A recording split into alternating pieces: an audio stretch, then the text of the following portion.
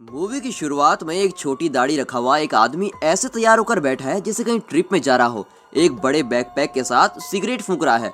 ऐसा लगता है जैसे 10 बजे की बस के लिए तैयार होकर 7 बजे ही वहां पहुंच गया है और बिल्कुल हलचल किए घर की चौखट पर बैठा है और घर का दरवाजा भी खुला है। उसके बाजू में और एक बैकपैक और एक बेसबॉल बैट भी है जो चौखट पर है। थोड़ी देर में भागो भागो करके अंदर से एक आदमी चिल्लाते हुए बाहर आता है और अपनी पिस्तौल से घर के अंदर गोली चलाना शुरू करता है। रिलैक्स से बैठा हुआ ये छोटी दाढ़ी वाला जिसका नाम मिकी है, वो इसकी आवाज सुनते ही फौरन भागने लगता है। अंदर से बाहर आने वाला ही हीरो है, इसका नाम बैन है। वो मिकी के बाजू में रखे हुए बैकपैक बैट सब कर उठाकर उस तरफ भागता है जहाँ मिकी भाग रहा होता है। वहाँ से कट करके टाइटल डाल के पिक्चर स्टार्ट होती है। ज़ॉम्बी की वजह से इंसानों के बगैर खाली भी इस दुनिया में सिर्फ 2 लोग ही घूम रहे हैं। ये उन्हीं की कहानी है। हमारे बैन को अपनी शक्ल और सूरत की परवाह ही नहीं है। वो तो सिर्फ लंबे बाल रखने वाला और चेहरे पर बड़ी दाढ़ी रखने वाला, जैसे आदिवासी नहीं होते, ऐसा आदमी है। और हाथ में एक बेसबॉल बैट रखे किसी भी बात की फिक्र के बिना जहाँ उसके पैर ले चले वहीं जाने वाला आदमी है। और साथ ही में रहने वाला मिक्की वैसा नहीं है। मिक्की तो बिल्कुल ही अलग किस्म का है। कान में वॉकमैन लगाने वाला, जरूरत की बैटरी को साथ लेकर चलने वाला, हर समय साफ सुथरी ड्रेस पहनने वाला और लड़कियों को ढूंढने वाला आदमी है। ये दोनों लोग उस शहर में एक एक करके घर में जाते हैं। किसी भी घर में कोई नहीं होता। घर के अंदर कोई ज़ॉम्बी दिखे तो उसको जान से मार डालने वाला बैन ही है। मिक्की को तो अगर बंदूक देकर एक बंदे पे ज़ॉम्बी को मारने के लिए भी बोल दे तो वो भी बेचारा नहीं करेगा। सिर्फ ये दोनों ही उस शहर में हैं। घरों के अंदर जाते हैं और जरूरत की चीजें निकालते हैं। बीच सड़क पर आराम से रेस्ट करते हैं। नदी के किनारे पत्थर फेंक कर खेलते हैं और बिना वजह सारा शहर घूम लेते हैं, फिर रिलैक्स होते हैं और ऐसा ही चलता रहता है। उस शहर के बगल वाले जंगल में भी जाते हैं। वहाँ पर बेसबॉल खेलते हैं, मछली पकड़ते हुए घूम रहे हैं। ऐसे घूमते वक्त एक बड़ी सी कार को देखते हैं। फौरन बैन हाथ में पिस्टल लेकर उस कार के नजदीक जाकर देखता है। वहाँ ड्राइवर सीट पर कोई बैठा हुआ होता है। वो एक ज़ॉम्बी होती है, बहुत दिनों से बाहर नहीं निकली होती। ज़ॉम्बी धीरे धीरे उठकर बैन की तरफ आती है। इस पिक्चर में आने वाले ज़ॉम्बी स्पीड के आने के बजाय नॉर्मल मरने वाली लाश जो धीरे धीरे आती है ऐसे दिखाया गया है। पर अगर ये सारे ज़ॉम्बी घेरा डाल दें तो एक ही सेकंड में काटकर वायरस को फैला देते हैं। उसी तरह बैन के पास वो ज़ॉम्बी आती है। उसके सर पर गोली चलाकर उसे मारकर उस कार के अंदर जाकर उसे स्टार्ट करके देखता है और वो स्टार्ट हो जाती है। ये देखकर तो बैन और मिकी बहुत खुश हो जाते हैं।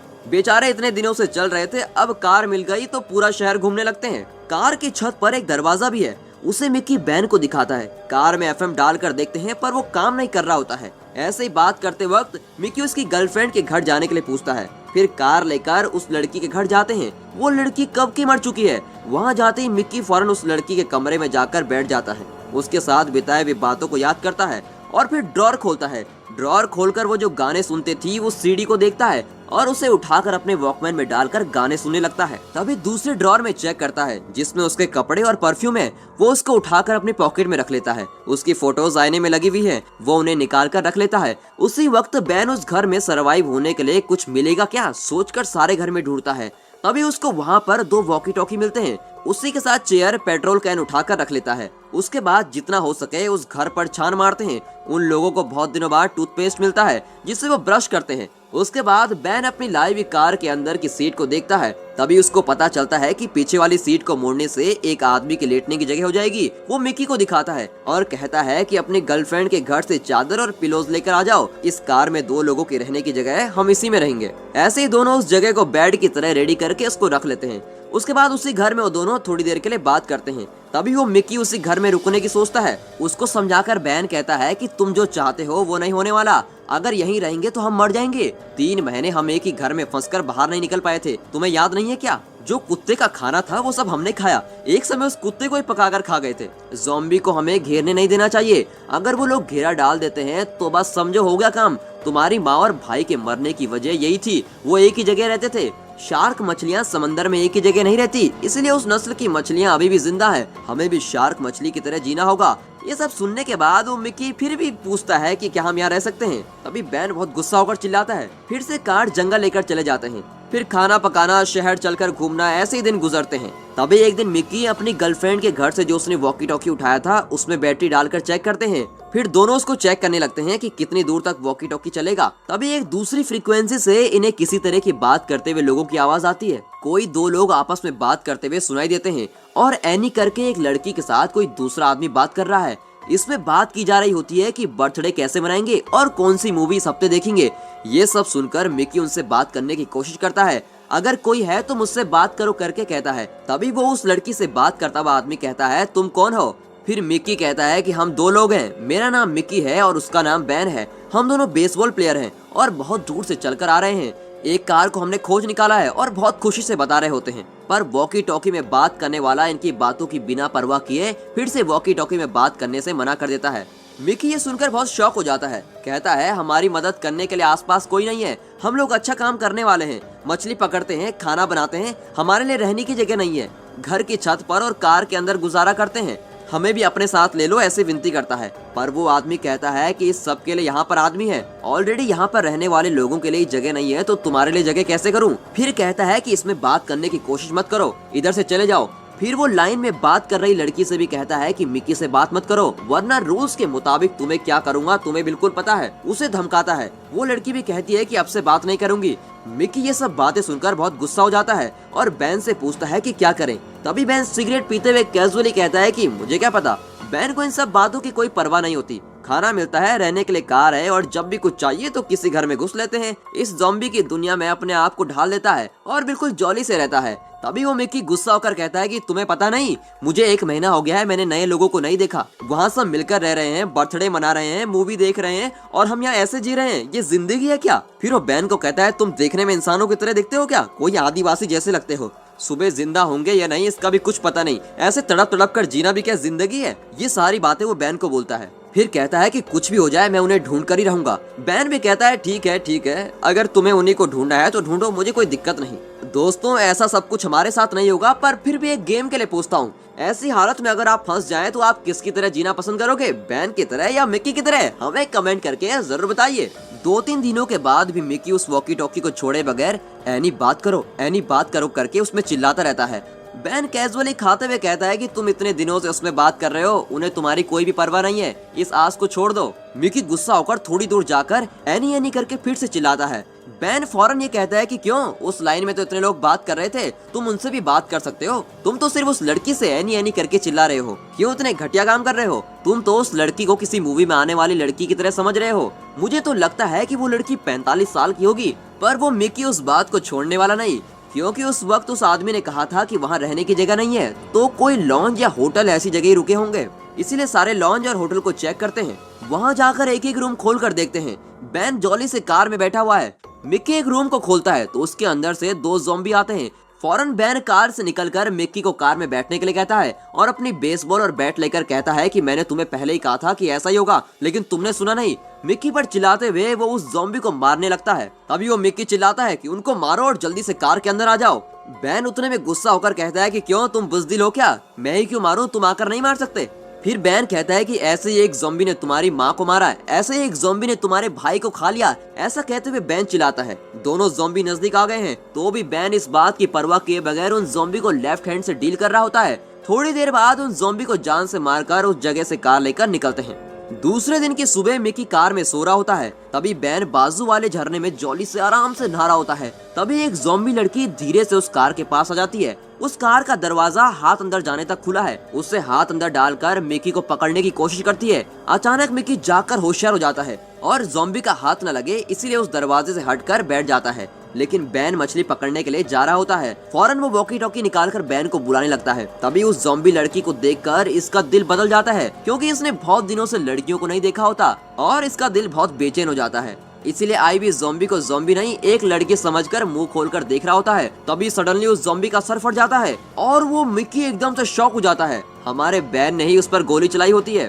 बैन कार के अंदर से इसको झांक कर देखकर बहुत जोर से हंसने लगता है। फिर वहाँ से निकलकर वहाँ के नजदीक की जगहों पर जाते हैं। फिर एक स्कूल में जाते हैं। हमेशा की तरह वहाँ पर भी कोई नहीं। फिर बगल में एक घर में जाते हैं, वो घर भी खाली है। मिक्की को लगता है कि हमें भी ऐसे ही एक घर में रहना चाहिए, नॉर्मल इंसानों की तरह जीने की ख्वाहिश हो जाती है। वो बैन के पास आकर कहता है कि जो भी हो जाए आज रात तो हम यहीं रुकने वाले हैं।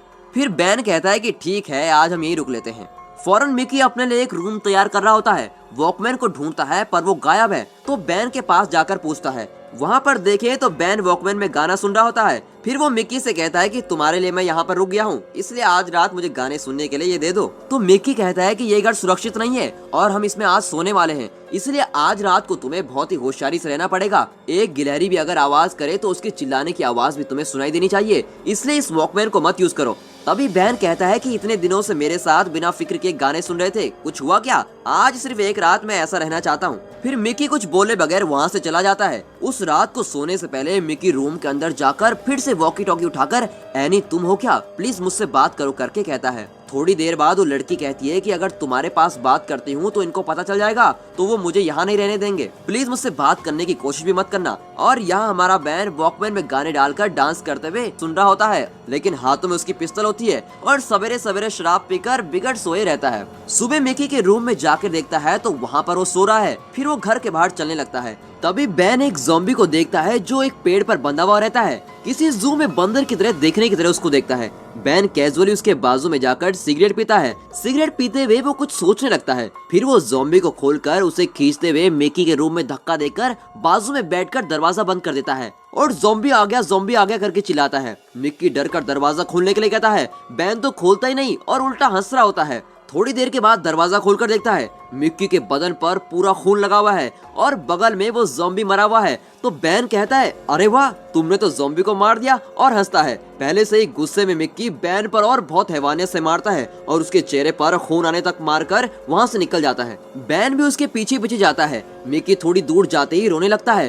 कल रात मैंने उस लड़की से बात की करके कहता है, पर उसने मुझसे कहा कि मुझसे बात करने की कोशिश मत करना, और छोटे बच्चों की तरह रोने लगता है। तो बैन कहता है कि छोड़ो, ये सब भी कोई बात है क्या? फिर उसको वहाँ से ले जाता है। फिर वो वैसे ही रहते हैं जैसे पहले रह रहे थे, वैसे ही बेसबॉल खेलना, खाना ढूंढकर खाना, अपनी पूरी जिंदगी जीने लगते हैं। दोनों बगल के एप्पल के बाग में जाते हैं, जितना हो सके खाते हैं, एप्पल को गेंद की तरह फेंक कर खेलते हैं। अब वो पहले की तरह बिना किसी बात की परवाह किए बगैर दिल खोल कर यहाँ वहाँ जाते हैं। तभी एक मेन रोड पर जाते वक्त सामने एक कार खड़ी हुई है। दोनों उस गाड़ी से पेट्रोल निकालने के लिए कार और ट्यूब उठाकर उस कार के पेट्रोल टैंक के पास जाकर पेट्रोल टैंक को खोलते हैं। तभी वो मिक्की कहता है कि गाड़ी बहुत गर्म है। वो समझ जाते हैं कि कोई न कोई तो अब इस गाड़ी को रोक कर गया है। कोई है करके बैन चिल्लाकर देखता है, पर कोई नहीं है। ठीक है, अभी पेट्रोल टैंक चेक करते हैं, पर उसमें पेट्रोल ही नहीं होता। तभी एक आदमी मिक्की के गले में चाकू रख देता है। डर कर बैन अपनी पॉकेट से पिस्टल निकालता है। तभी चाकू रखा हुआ आदमी कहता है कि अपनी कार की चाबी मुझे दो, मैं यहाँ से चला जाऊंगा। फौरन बैन कहता है कि हम बात कर सकते हैं, हम सब अगर मिलकर रहेंगे तो ही सरवाइव हो सकते हैं। इस बात पर वो आदमी कहता है कि उन लोगों ने भी मुझसे यही कहा था, पर मुझसे नौकर से भी बदतर काम कराया और मुझसे ऐसा सलूक किया जैसे मैं एक घटिया आदमी हूँ। अब मैं किसी पर भी भरोसा नहीं कर सकता। मुझे यहाँ से बहुत दूर जाना है। इज्जत के साथ पिस्तौल नीचे रख दो और चाबी फेंक दो, वरना मैं इसको खत्म कर दूंगा। बैन कहता है कि ठीक है, पिस्टल नीचे रख देता हूँ। फिर वो आदमी कहता है कि ठीक है, कार की चाबी दे दो। तो बैन कहता है कि कार की चाबी कार के अंदर ही है। फिर चाकू रखा हुआ आदमी मिक्की को धक्का लगाकर जल्दी जल्दी कार के अंदर जाता है। अंदर जाकर देखता है तो आखिर अंदर चाबी होती नहीं है। वो चाबी तो बैन के पास होती है और गुस्सा होकर बैन को गालियां देते हुए कार से निकलकर भागने लगता है। बैन भी पीछे जाकर उसको शूट करके उसको जान से मार देता है। फिर मिक्की कहता है कि क्यों तुमने उसे मार दिया, वो तो इंसान था। फिर वो कहता है कि इंसान ही है, पर बहुत ही डेंजरस आदमी है। तुम्हें पता नहीं है क्या, वो हमारी कार को चुरा रहा था और उसने तुम्हें मारने की कोशिश भी की। मैंने तो उल्टा तुम्हारी जान बचाई है। अभी भी तुम्हारे लिए वो जरूरी है क्या? ये लोग आपस में ऐसे बात कर रहे होते हैं। तभी रोड के पीछे से एक बड़ा सा ट्रक आता है, तो दोनों बिल्कुल चौकन्ने हो जाते हैं। बैन पिस्टल को निकालकर ट्रक की तरफ कर देता है और कहता है कि तुम लोग कौन हो? वो कहते हैं कि हम भी तुम लोगों की तरह ज़ॉम्बी से बचे हुए लोग हैं। दोस्त की तरह करके एक लड़की की आवाज ट्रक से सुनाई देती है। ट्रक से एक लड़की और हाथ में बड़ी सी गन लेकर एक आदमी उतरता है। पेट्रोल खाली होने की वजह से रुकी हुई उस कार को वो लड़की घूर कर देखती है। इस गाड़ी को चलाने वाले को आपने देखा है क्या, और वो कहाँ है, पूछती है। फिर बैन कहता है कि उसने थोड़ी प्रॉब्लम की थी इसलिए उसको मार दिया। फिर वो पूछती है कि मरने के पहले उसने कुछ कहा था क्या? इस बात के लिए बैन कहता है कि घर जाने के लिए उसने हमारी गाड़ी छीनने की कोशिश की थी और तो कुछ नहीं कहा। उसके लिए वो लड़की कहती है कि ये कार कहाँ से उठाई, उसने कुछ कहा क्या? वो लोग अपने बारे में बिना कुछ बताए बैन और मिक्की से बहुत ध्यान से सवाल करते हैं। उन्हें कुछ नहीं पता, ये कंफर्म कर लेते हैं। फिर कहते हैं कि ये तो हमारी कार थी और हमारे से ही वो चुरा के लेके आया है। बहुत अच्छा हुआ कि आप लोगों ने हमारी कार को बचा लिया। फिर जो आदमी उसके साथ आता है उसको ट्रक से पेट्रोल लाने के लिए कहती है और कार में डालने के लिए कहती है। वो आदमी भी लाकर डालता है। ठीक है, आप लोग अपने रास्ते जाइए, हम भी निकलते हैं करके कहती है। वो उस कार को लेकर निकलने लगती है। तभी वो मिक्की उस लड़की के पास जाकर कहता है कि आपका नाम एनी है क्या? 1 मिनट के लिए साइलेंट हुई वो लड़की तुम क्या पूछ रहे हो करके संभालती है।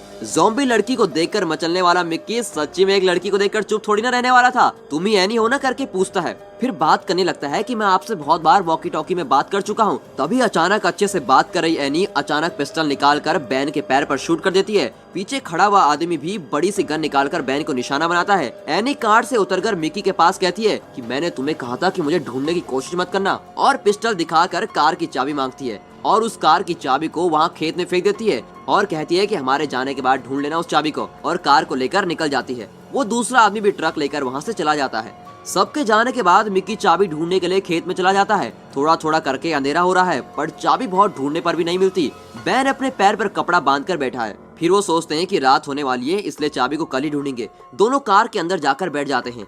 रात को अच्छे से सोते वक्त कुछ आवाजें आती है। आवाज को सुनकर दोनों उठ जाते हैं। कार के अंदर से कार की लाइट डालकर रोड पर देखते हैं तो रोड पर बहुत सारे ज़ॉम्बी धीरे धीरे चलकर इनकी कार की तरफ आ रहे हैं। फौरन मिक्की घबराकर कहता है कि चलो यहाँ से भाग चलते हैं, पर कार की चाबी तो होती नहीं, कार की चाबी तो खेत में है। फिर बैन कहता है कि मेरे पैर पर तो चोट लगी हुई है, मैं भागूं भी कैसे। बैन उसको कहता है कि सिर्फ तुम बचकर निकल सकते हो, मिक्की तुम यहाँ से चले जाओ। तो मिक्की कहता है कि नहीं मैं नहीं जाऊंगा और कार में वापस आ जाता है। फिर मिक्की कहता है कि बहुत सारे ज़ॉम्बी हमको घेर चुके हैं, इस वक्त कार में रहना ही सेफ होगा। सुबह आंख खोलकर देखते हैं तो कार के अंदर बहुत सारे ज़ॉम्बी इन दोनों को देखते हुए कार के शीशे पर रगड़ रहे हैं। फिर वो सोचते हैं कि कार से कैसे निकले, एक तो बैन के पैर पर चोट लगी और दूसरा कार की चाबी भी नहीं है। अब बैन और मिक्की बिल्कुल कार के अंदर फंस चुके हैं।